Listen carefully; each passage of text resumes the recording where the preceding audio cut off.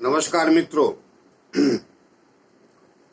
तो आइए, जैसे हमारी आपकी पीछे से चर्चा चली रही है और चंद्रमा सभी लग्नों में 12 घरों में क्या फल देता है उस पे हम लोग चर्चा कर रहे हैं। और अपनी यात्रा कन्या लगन तक हो चुकी है। तो आज बारी है तुला लगन वालों की।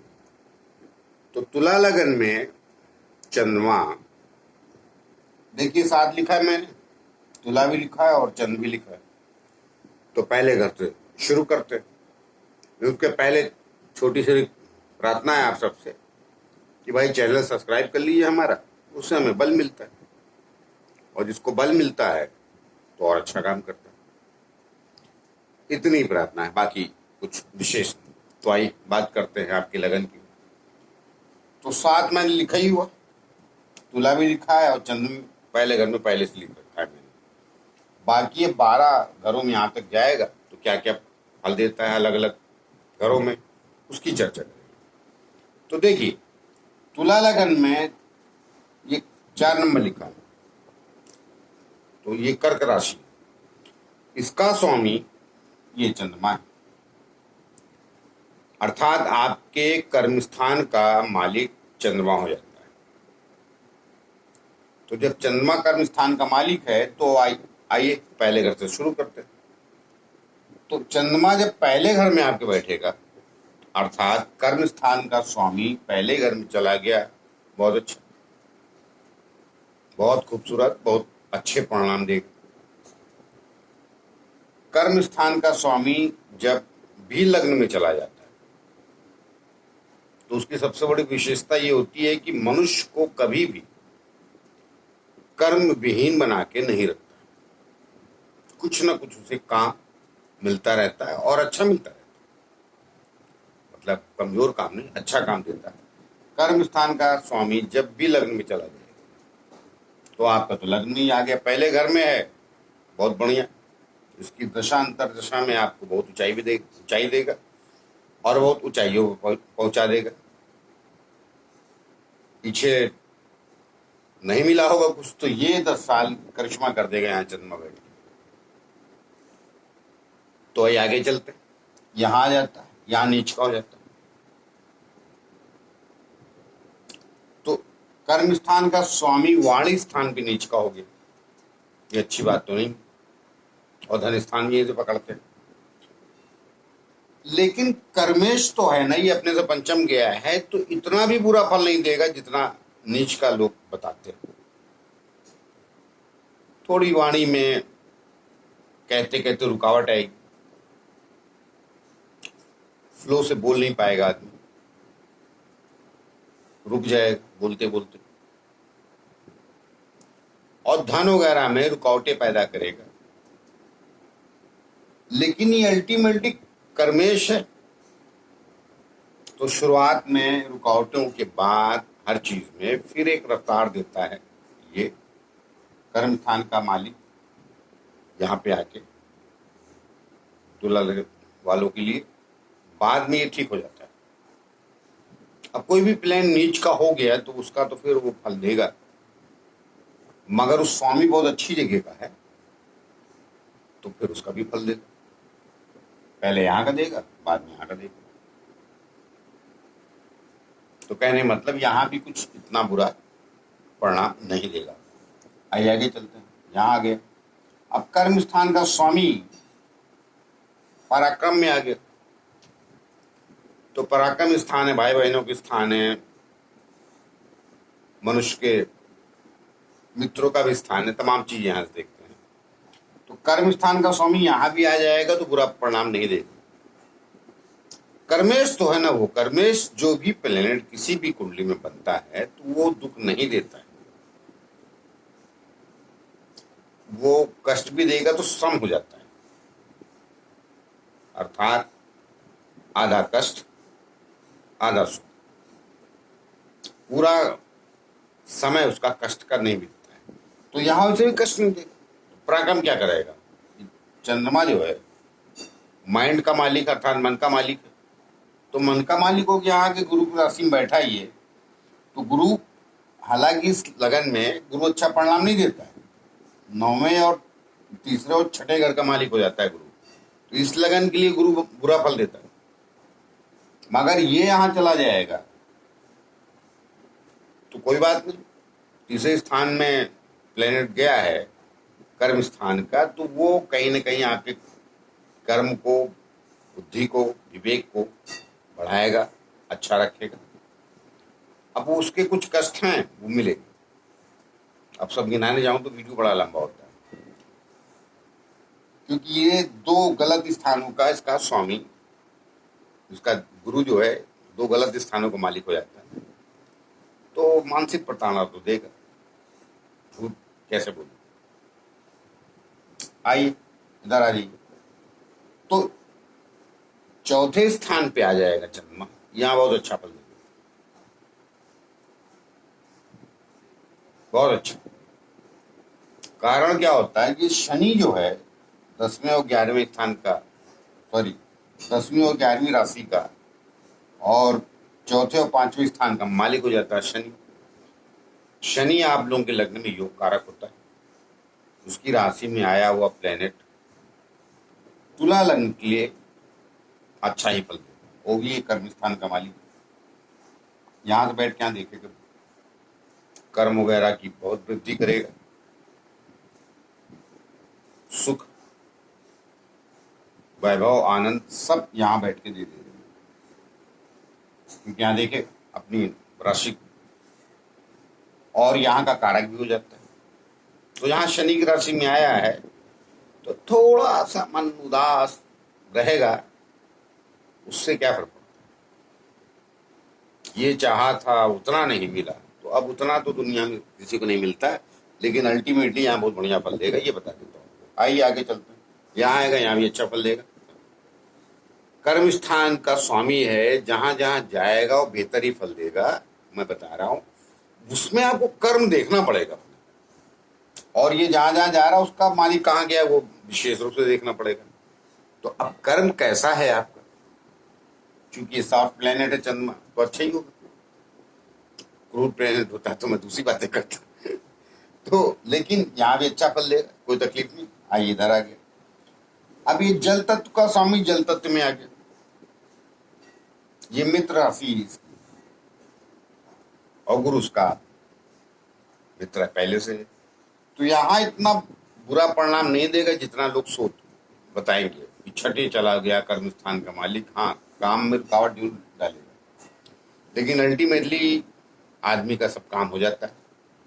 कहते नहीं युद्ध जीतना पड़ेगा, तो युद्ध तो कराएगा सब, यहाँ बच नहीं पाएंगे आप, मगर लड़ते रहिए, जीत जाएंगे, ये पक्की बात है, इसमें कोई दोहराए नहीं।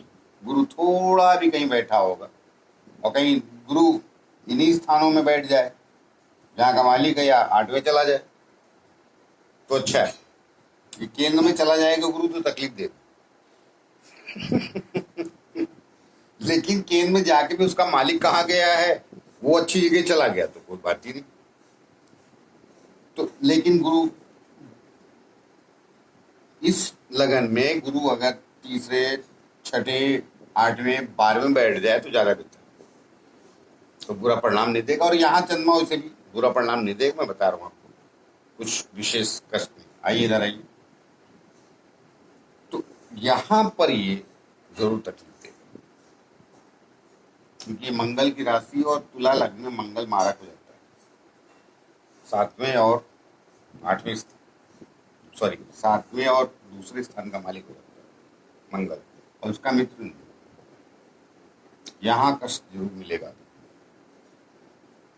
तो काम, धंधे, तकलीफ, हारी। मारक का मतलब कोई मार नहीं देता है, मारक का मतलब परिस्थितियां खराब करता है। जबकि केंद्र का स्वामी अपने सप्तम गया, केंद्र में ही है, लेकिन वो फिर ये अच्छे घरों का मालिक नहीं, तो कष्ट देगा। तो पत्नी का स्थान भी है, पुरुष की कुंडली है तो पत्नी का, पत्नी की है तो पुरुष की, तो वो खटपट बनी रहे, काम धंधे में अड़चन पैदा करेगा, पारिवारिक जीवन चलाने में अड़चन पैदा करेगा। आप यहाँ लग्न को देखता जरूर है तो वो थोड़ा सा 25% सहायता भी करेगा, लेकिन 75% सर यहाँ तकलीफ ही देगा। लोग बताएंगे यहाँ का स्वामी यहाँ आ गया, वो मैं बोला ना यहाँ छठे इतना प्रॉब्लम नहीं देगा जितना यहाँ, क्योंकि ये दोनों स्थान दूसरे हैं, ये मारक पकड़े जाते हैं और मारक होते भी, कस देते हैं। कर्म स्थान का मालिक इधर यहाँ नहीं आना चाहिए। अब कहने का तात्पर्य यह है कि कुंडली में तो 9 ग्रह होते हैं, तो एक ही ग्रह सारा थोड़ी संभाल लेगा, लेकिन मैं चंद्रमा की बात करूं तो चंद्रमा यहाँ पे थोड़ा कस देगा आपको, आता है दशांतर दशा में, तो उसमें थोड़े से सावधान रहने की जरूरत है। ये 2 गलत स्थानों का स्वामी है मंगल। मंगल की अगर कहीं सही चला गया तो ओके, बुरा चला गया तो बुरा ही देगा, अच्छा तो नहीं मिलेगा, मैं कंफर्म बता दे रहा हूँ। आइए यहाँ का स्वामी इधर आ गया। अब ये कर्म स्थान का मालिक अष्टम में जाके उच्च का हो गया, ये भी अच्छी बात नहीं। तो गलत जगह पे कोई चीज उच्च की हो गई तो फिर कैसे काम चलेगा? गलत जगह आके उच्च का हो गया तो वो ठीक बात नहीं, क्योंकि लग्न का एक राशि ये है, दूसरी ये, तो यहां भी बुरा ही देगा। मैं बता देता हूँ, मन उदासीन, मन निराशा में, मनुष्य निराश होकर जीवन जीने लगता है, कभी कभी डिप्रेशन में चला जाता है। अगर राहु की दृष्टि पड़ गई तो उससे बची, बाकी प्लान का सपोर्ट मिलेगा तो टाइम अच्छा आ जाता है। वो क्या होता है कि पूरा जीवन किसी का खराब होता नहीं, 3-4 साल डिप्रेशन में, उसके बाद रईस हो गया आदमी। कई आप रईस देखेंगे, कई कलाकार देखेंगे, कई बड़े राइटर देखेंगे जो बहुत अच्छा जीवन चलता रहा, बाद में डिप्रेशन में थे। तो वो आता है का, उससे बच जाइए, मेरी सलाह है, क्योंकि मन तो आप ही का है ना। चंद्रमा से मन ही देखा जाता है सबसे पहले, बाकी चीजें पकड़ी जाती है, लेकिन वो सेकेंडरी है, पहला मन। तो यहाँ के मन पीड़ित करेगा, उदासीनता देता है और निराशा देता है। कहीं का चंद्रमा पे कहीं और किसी शनि, तो इसमें छोड़ देगा प्लान, शायद शनि इतना बुरा ना दे, लेकिन राहु वगैरह की दृष्टि में पड़ गई है, उसके साथ चला गया। तो कहने का मतलब थोड़ा सा लाएगा डिप्रेशन। राहु यहीं बैठ गया, अब चंद्रमा यहाँ और राहु यहीं बैठ गया तो इतना बुरा नहीं होगा, लेकिन चंद्रमा यहाँ आ गया और यहाँ राहु बैठ गया तो तकलीफ है, तो थोड़ा यहाँ भी बुरे फल देगा। आइए आगे चलते। यहाँ केंद्र का स्वामी इधर आ गया भाग्य स्थान पे, बढ़िया, कोई तकलीफ नहीं।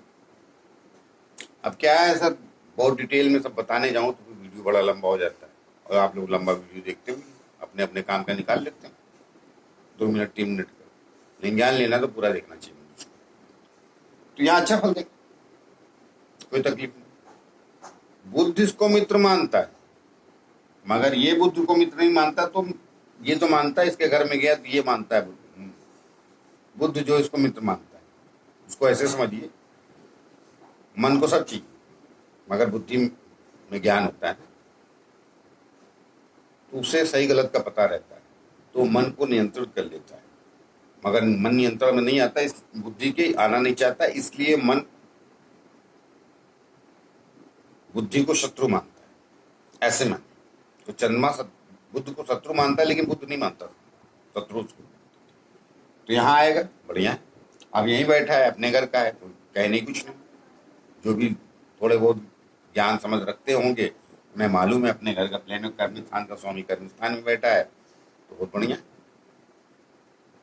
ऊंचाइयाँ देगा अपनी दशांतर दशा में, फर्स्ट क्लास रहेगा। अब यहाँ आ जाइए, यहाँ भी बुरा फल नहीं देगा, अच्छा देगा। यहाँ तो अच्छा ही देगा, इसमें ज्यादा कुछ कहने की बचा नहीं है, बढ़िया तो बढ़िया, अच्छा तो अच्छा। यहाँ आ जाइए, अपने से द्वितीय गया एक राशि से, और ये लाभ स्थान, यहाँ भी बहुत बढ़िया, लाभ की वृद्धि करेगा, सोचेंगे कम पाएंगे ज्यादा, तो यहाँ भी बहुत बढ़िया रहेगा। अब यहाँ आ जाइए, कर्म स्थान का स्वामी 12वें जाता है तो अच्छी बात नहीं, परिश्रम ज्यादा, नतीजे का। कई बार बेइज्जती सी भी महसूस होती है। मनुष्य को लगे कि मैं बहुत मेहनत कर रहा हूँ, सब कुछ कर रहा हूँ, उतना मिल नहीं रहा, तो वैसी स्थितियां यहाँ पैदा हो जाती हैं। और सब यहाँ से 12वें करते विदेश देखते हैं। कर्म स्थान का स्वामी 12वें चला जाए, विदेश जाने का ठीक है। और विदेश का मतलब सबकी कुंडली में नहीं होता है समुद्र पार ही चला जाए। कोई आदमी 1500 किलोमीटर दूर भारत में भी रहता है तो फॉरेन में ही। पहले जो है राज्य होते थे, अब राष्ट्र। अवध नरेश, काशी नरेश, कलिंग नरेश सब होते थे। नाम अलग अलग हो गए हैं जगहों के, तो वैसे ही। तो अलग अलग नरेश होते, उनसे बाहर चले गए तो आप विदेश में। मगर अभी राष्ट्र हो गया है, 2000 किलोमीटर भी चले जाते तो देश में ही, 1500 किलोमीटर भी चले गए तो देश में ही। अब मुंबई फ्लाइट पे कट गए, दुबई चले जाइए तो 15 किलोमीटर तो है, 2000 किलोमीटर। यहाँ से आसाम चले जाइए मुंबई से तो शायद ज्यादा होगा।